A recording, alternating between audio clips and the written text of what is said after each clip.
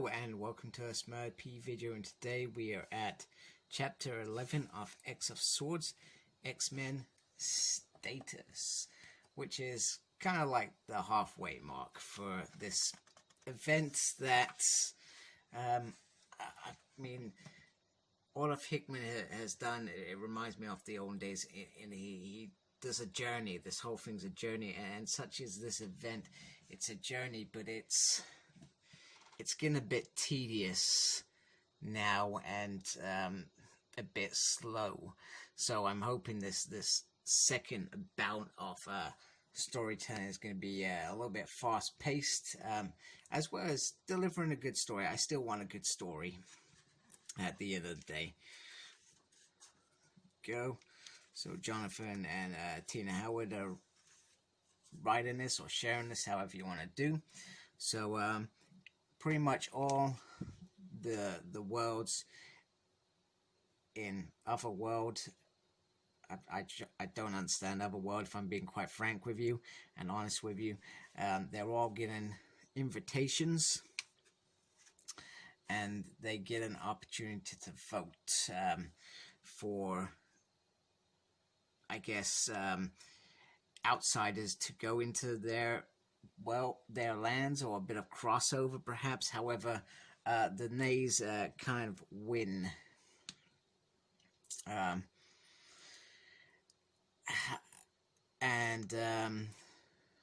The guys that are from Drayden, which are the Apocalypse children, are perhaps a little bit rude, and they're not sure what's happened to Drayden. So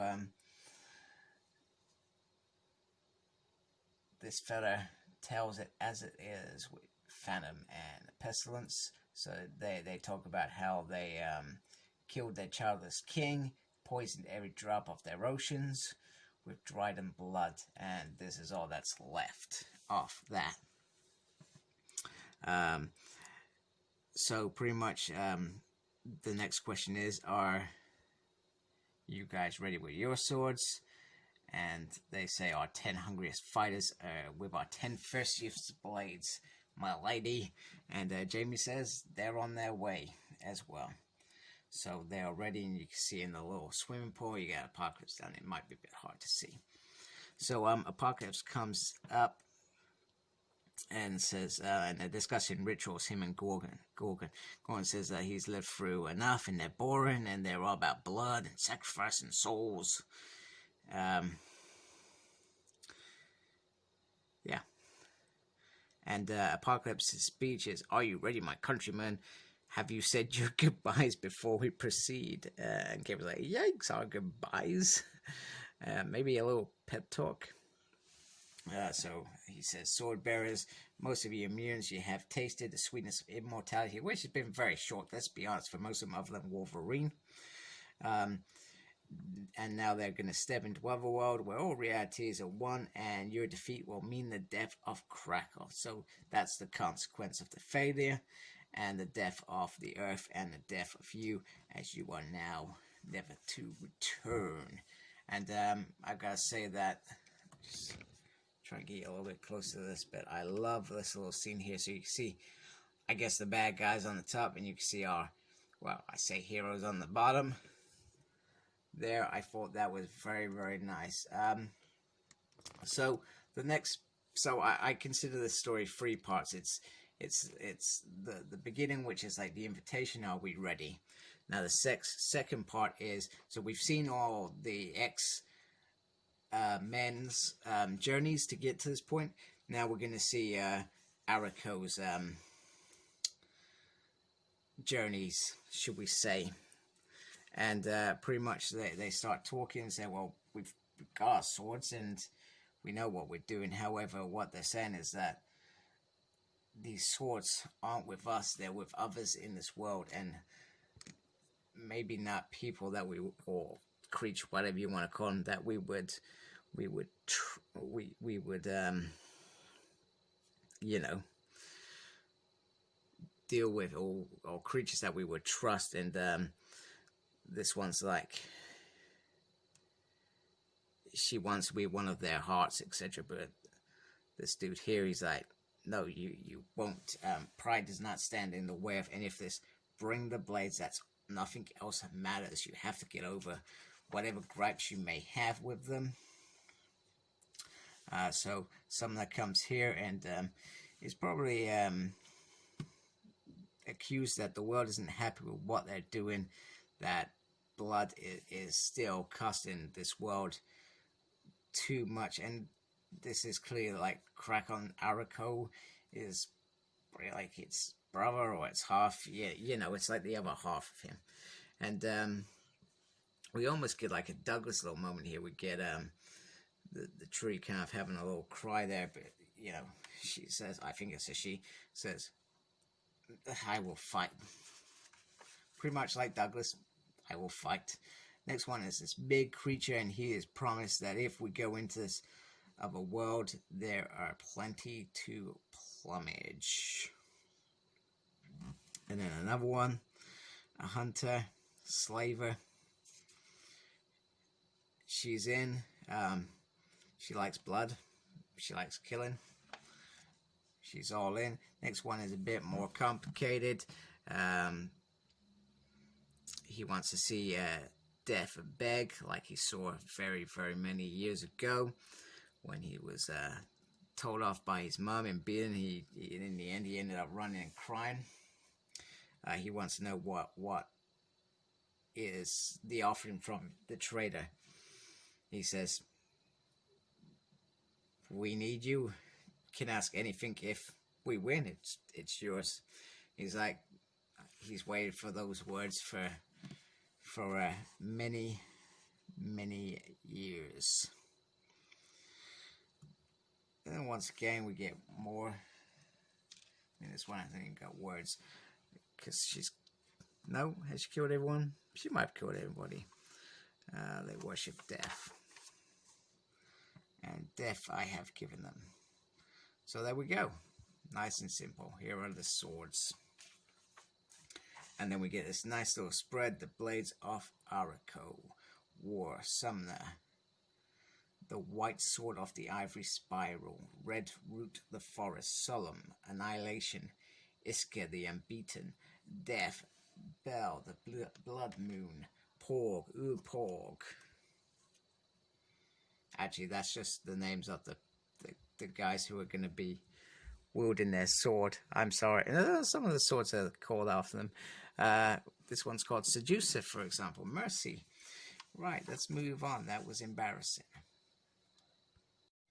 Okay, so the X team arrive in Otherworld, and they're a little bit on edge. They're not sure if this is the battle ready to go, but Storm says treat this like any new planet. Captain Britain or Captain Avalon reminds us that Lady Saturn is powerful enough to be a flicker as she pleases, and she does it often to suit her whims and her rules. And then they start talking about rules, funny enough, and they're not showing what the rules are, and they just want to use their swords. Parker says the sword is a key. Think of it as a pass, a way to signal that you are worthy of the next steps. And Wolverine says, I don't need any of that to use a sword. And Gordon's like, yeah, Wolverine is correct. He's not interested in playing games. He just wants to fight. So Apocalypse says, patience. We're primary mutants. Saturn is tricky. Yes, she does that within the things that she joins us all. And Wolverine says anything can be killed if it's joined. And Saturn says, remember, you're in my house, and if I want, there could be no more Wolverines forever.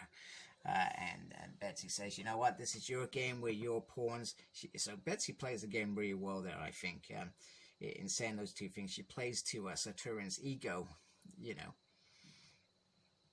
And then she says, you got your chambers ready, and you'll meet your fellow combatants very soon. Now, they all get a little card, so Betsy gets 9 of Swords. Doug gets, I'm presuming, 2 of Hearts. Gorgon says ridiculous and throws his.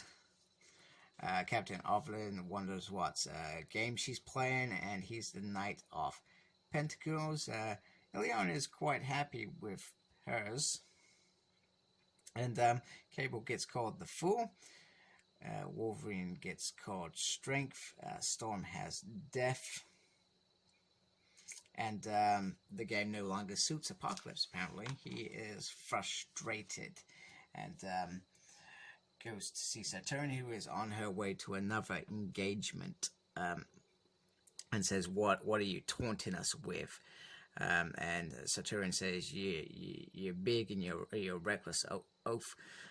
What have you done to my card? Explain this. And he says, explain yourself before I become angry.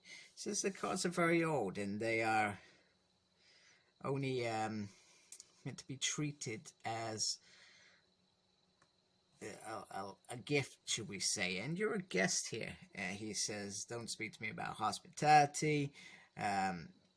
He's one of the oldest, and she says, it's just a card. Why are you so upset? Get over it. kind of conversation. And Apocalypse speaks to him. She says, she's very curious about him. You defeated Morgan Le Fay in battle, which suited her because that means she didn't have to deal with her. And instead of coming to me as an ally, you've spied, invaded, and downright bullied your very well into my citadel. When I've invited you, and you didn't need an invitation, and he responds with, "You're trying to provoke me, witch," and she says,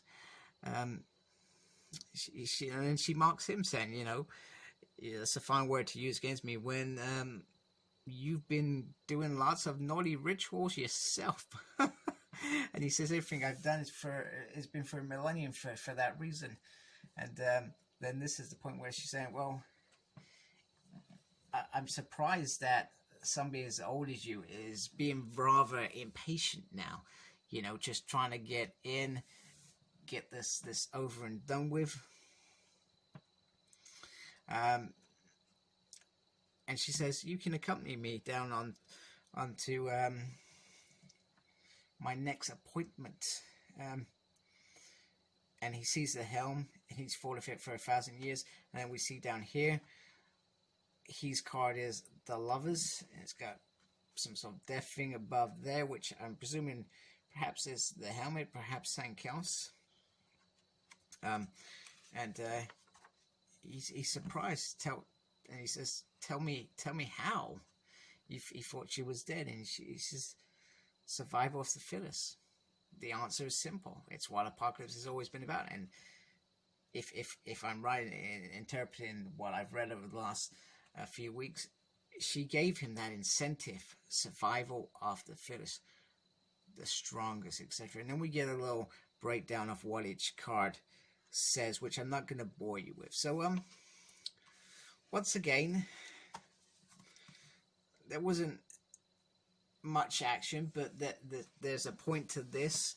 We've now reached that halfway. They're all where they should be, and they're all ready to take up these individual battles now. So I'm quite looking forward to that part. Like I said, I do like story over action. If there's a good story, I'm into it. But this is dragged out.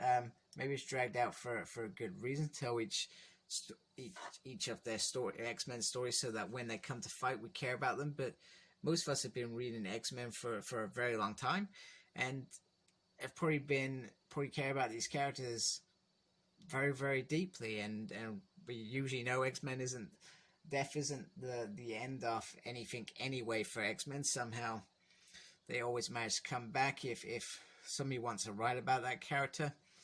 So yeah, it's just been a big build up to this, and I feel like perhaps they could have done it a bit quicker. But we know Jonathan Hickman isn't a rusher. He likes he's turned this big X-Men story over I mean, it's what, almost just over a year now since he begun. And we can expect to have him around. I mean, I at least hope for a few more years, because the pace of these stories, I feel, are coming along nicely, and the way the characters are told is growing on me more and more. Am I a fan of them coming back from death every time? No, I'm not. I don't like that stuff. Because death has no meaning. Maybe that's what the point is here, that he gave death no meaning, so that when we got to this point, that death having a meaning was something scary, I guess. So anyway, I like this issue. I'm looking forward to the next issue. Like, comment, subscribe to my channel, please. I'd really appreciate it. Follow me on Facebook. My page is SmurDP. I'm on Instagram, Cyclops Smurd. I'm also on Twitter at SmurDP. Thank you, and embrace geekiness, and take care. Goodbye.